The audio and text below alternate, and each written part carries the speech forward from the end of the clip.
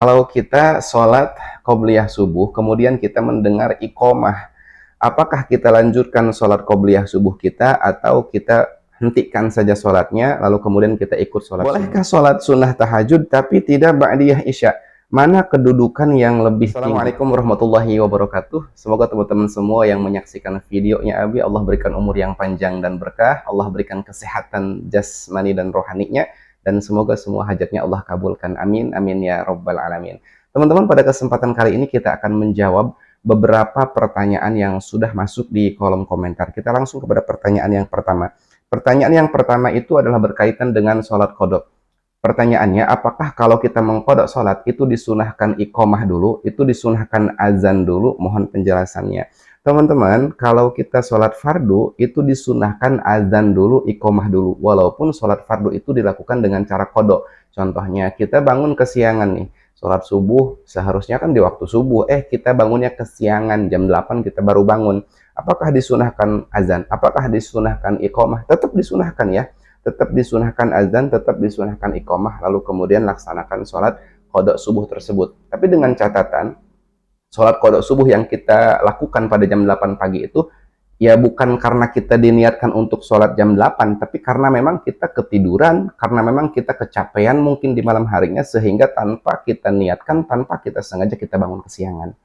Maka teman-teman masih sunnah melaksanakan azan, sunnah juga melaksanakan iqomah. Dan satu kali azan, satu kali iqomah untuk beberapa sholat kodok itu diperbolehkan. Contohnya teman-teman misalkan mau mengkodok sholat yang banyak, sholat kodok subuh, zuhur, asar, maghrib, dan isya. Misalkan di malam hari ini, jam 2 malam, kita mau mengkodok sholat-sholat yang dulu-dulu pernah kita tinggalkan. Teman-teman sunnah azan dulu, sunnah iqomah dulu, dan kemudian cukup dengan satu azan dan satu iqomah melaksanakan sholat-sholat kodok yang tadi. Kodok subuh, kodok zuhur, asar, maghrib, isya, dan seterusnya. Misalkan dilaksanakan seperti itu di malam hari. Pertanyaan yang kedua, kalau kita sholat qobliyah subuh, kemudian kita mendengar iqomah, apakah kita lanjutkan sholat qobliyah subuh kita atau kita hentikan saja sholatnya, lalu kemudian kita ikut sholat subuh? Nah teman-teman, ini tergantung posisi teman-teman itu sholat qobliyah subuhnya di mana. Karena memang Nabi pernah mengatakan, kata Nabi, tidak ada sholat setelah iqomah dikumandangkan kecuali sholat fardu. Nah ucapan Nabi yang ini tuh khusus bagi orang yang memang hendak melaksanakan sholat berjamaah di masjid. Contohnya seperti ini, dia datang ke masjid, dia sholat qobliyah subuh. Nah, begitu dapat satu rakaat, tiba-tiba iqomah dikumandangkan. Nah, maka yang lebih utama itu hentikan. Hentikan sholat qobliyah subuhnya, dia batalkan saja, kemudian dia ikut berjamaah sholat subuh. Karena Nabi mengatakan tidak ada sholat setelah iqomah dikumandangkan kecuali sholat wajib. Jadi khusus bagi orang yang memang hendak mau melaksanakan sholat berjamaah. Tapi kalau misalkan posisi teman-teman itu sedang ada di rumah, emang sholatnya juga mau sholat sendiri gitu ya, seperti misalkan ibu-ibu yang tidak ke masjid, kemudian ibu-ibu sholat qobliyah subuh. Nah ketika dia sholat qobliyah subuh, tiba-tiba terdengar suara iqomah di masjid, nah maka apakah sholat qobliyah subuhnya dilanjutkan atau dibatalkan saja? Itu dilanjutkan saja, karena iqomah itu diperuntukkan untuk orang yang sudah ada di masjid, yang hendak melaksanakan sholat berjamaah di masjid. Tapi kalau teman-teman sholatnya di rumah, ya iqomah yang ada di masjid itu tidak ada kaitannya dengan kita yang sholat sendiri di rumah. Jadi begitu ya. Kemudian pertanyaan yang ketiga teman-teman, bagaimana kalau sholat taubat, sholat hajat itu dikerjakan habis sholat maghrib atau sholat isya, sedangkan malam tinggal sholat wudhu, tahajud, dan witir saja? Itu bagaimana, mohon penjelasannya. Teman-teman, sholat hajat dan sholat taubat itu adalah sholat yang bisa kita lakukan kapanpun waktunya, kecuali setelah subuh sampai matahari terbit dan setelah asar sampai matahari terbenam. Selain dua waktu ini, sholat taubat dan sholat hajat itu boleh dilakukan. Misalnya teman-teman habis sholat maghrib, sholat taubat dan sholat hajat. Kemudian nanti habis isya, teman-teman setelah sholat ba'diyah isya, sholat witir. Nah, di malam harinya tinggal sholat tahajud aja misalkan. Kalau caranya seperti itu boleh apa tidak? Boleh teman-teman. Sebagaimana kita ketahui kan, kalau misalkan teman-teman seperti biasa saja melaksanakan sholat taubat dan sholat tahajudnya, juga sholat hajat dan sholat witirnya itu misalkan belum dilakukan tuh setelah maghrib dan isya, maka yang lebih utama di malam hari itu teman-teman sholat sunnah wudhu, kemudian sholat taubat, kemudian sholat tahajud, kemudian sholat hajat, kemudian sholat witir. Tapi kalau misalkan kita pecah gitu ya waktunya, kita sholat tobat dan sholat hajatnya kita lakukan setelah maghrib, sholat witirnya kita lakukan setelah Isya misalkan. Tinggal ada sholat sunnah wudhu dan sholat tahajud. Di malam hari tinggal 2 sholat ini aja, itu boleh apa enggak? Ya seperti itu pun boleh. Dan sholat hajat, juga sholat tobat, itu boleh dilakukan beberapa kali teman-teman, walaupun dalam satu malam. Misalkan habis maghrib teman-teman sholat tobat dan sholat hajat. Kemudian setelah Isya teman-teman sholat tobat lagi dan sholat hajat lagi. Nanti di malam hari ya sebelum tahajud teman-teman sholat tobat dan sholat hajat lagi misalkan, itu boleh.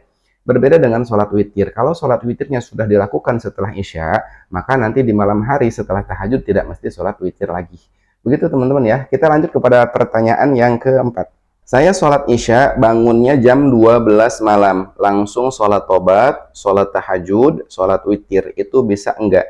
Nggak apa-apa teman-teman ya, habis sholat Isya, kemudian sholat ba'diyah Isya, setelah itu tertidur, jam 12 malam bangun, laksanakan tuh sholat tahajud, sholat tobat, sholat hajat, sholat sunnah wudhu, sholat witir, itu boleh dan justru bagus sekali. Dan teman-teman tahu nggak, ada sebuah riwayat yang mengatakan, itulah yang disebut dengan sholat Daud, kalau misalkan setelah melaksanakan sholat malam tersebut, teman-teman tidur lagi.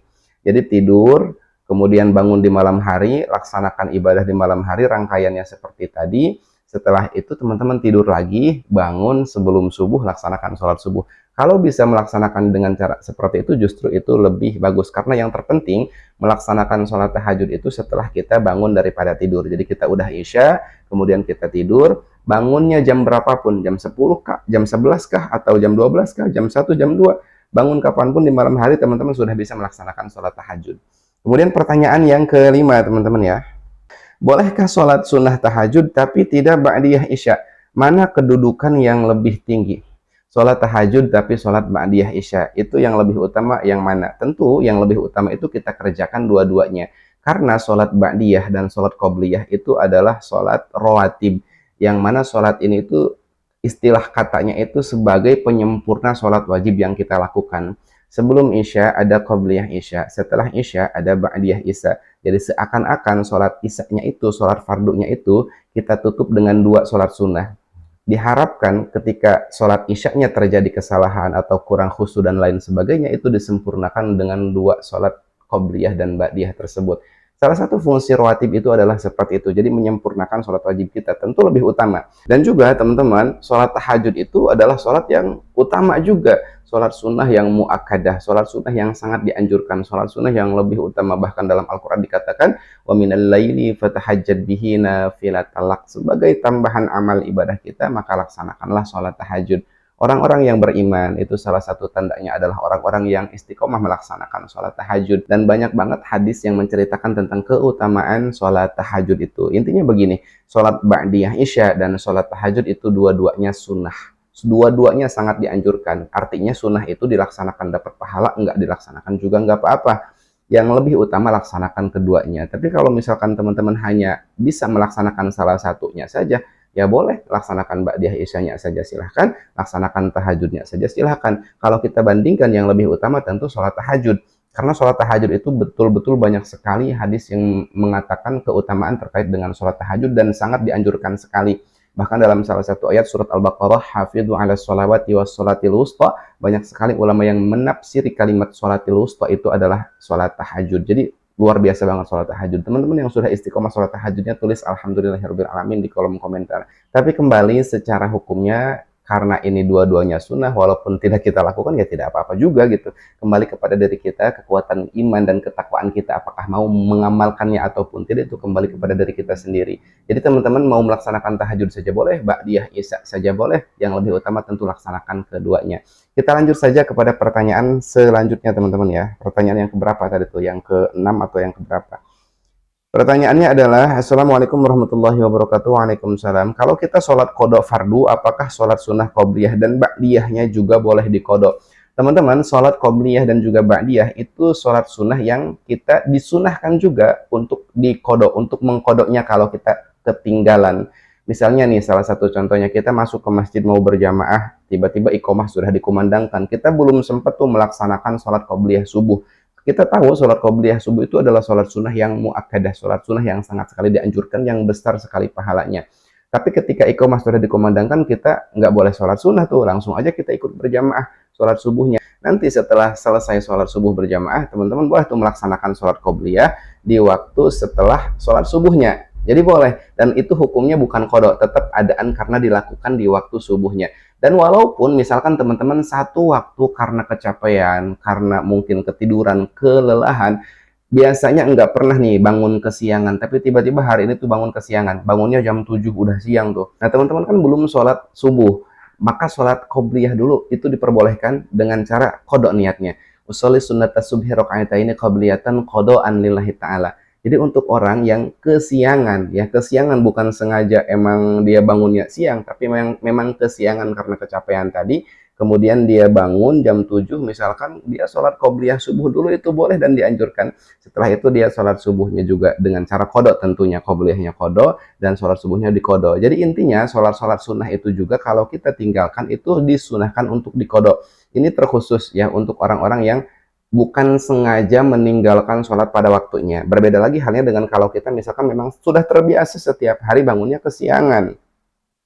Ya, karena ada loh di antara teman-teman kita yang setiap hari itu bangunnya kesiangan, subuhnya setiap hari itu dikodo, bangun setiap hari itu jam 8, kadang jam 9, kadang jam 7. Nah, bagi dia itu tidak boleh mengutamakan sholat sunnah. Bagi dia khusus kodok wajib aja. Bahkan dalam hal ini ada ulama yang mengatakan haram melakukan sholat sunnah jika betul-betul kita punya kodok sholat wajib yang belum kita laksanakan. Tapi ini bagi orang-orang yang memang bukan dengan cara sengaja bangun kesiangan. Dia setiap hari istiqomah sholat subuh tepat waktu. Cuman satu waktu dikarenakan dia kecapean, dikarenakan mungkin dia kelelahan sehingga dia bangun kesiangan dan hanya di waktu itu saja, maka dia boleh mengkodok sholat qobliyah subuhnya, kemudian dia sholat subuhnya. Dan ini juga pernah dilakukan oleh Rasulullah SAW yang diceritakan dalam kitab I'anatul Talibin. Teman-teman bisa temukan hadisnya juga. Nah, jadi kesimpulannya teman-teman, sholat sunnah-sunnah yang mu'akkadah itu kalaupun kita tinggalkan, itu disunahkan untuk dikodok. Contoh salah satunya, teman-teman misalkan sudah istiqomah tuh melaksanakan sholat tahajud di malam hari. Satu waktu karena teman-teman sakit atau karena kecapean, karena kelelahan, teman-teman nggak bangun di malam hari untuk melaksanakan sholat tahajud. Maka jangan khawatir, sholat tahajud boleh dikodok untuk orang yang sudah istiqomah melaksanakannya di siang harinya. Misalkan bangun teman-teman tuh, habis sholat duha, mengkodok sholat tahajud, boleh, nggak apa-apa. Ya, bangun subuh, astagfirullah, aku semalam enggak sholat tahajud. Ya, biasanya kalau orang yang sudah istiqomah melaksanakan sholat sunnah itu kan dia merasa ada penyesalan, ada rasa sayang, enggak gitu ya. Kalau bahasa Sunda tuh hook kerputing untuk sholat tahajud. Nggak usah khawatir, nggak apa-apa. Nanti sholat tahajudnya teman-teman bisa lakukan di waktu setelah duha atau sebelum duha dengan cara niat kodok. Begitupun sholat witir, sholat-sholat sunnah yang mu'akkadah itu dianjurkan untuk kita kodok kalau kita tinggalkan. Begitupun sholat qobliyah dan ba'diyah. Begitulah mungkin teman-teman ya pertanyaan-pertanyaan yang sudah masuk. Dan untuk teman-teman yang mau juga Abi jawab pertanyaannya, kalau memang dirasa ini video bermanfaat, insya Allah kita akan buatkan video berikutnya. Silahkan teman-teman bantu subscribe dulu channel Abi yang ini, dan kemudian tulis saja pertanyaannya di kolom komentar di video ini. Semoga bermanfaatnya, dan mohon maaf apabila ada ucap-ucap kata atau salah-salah kata yang mungkin kurang difahami. Mohon maaf atas segala kekurangannya. Wabillahi taufiq wal hidayah. Wassalamualaikum warahmatullahi wabarakatuh.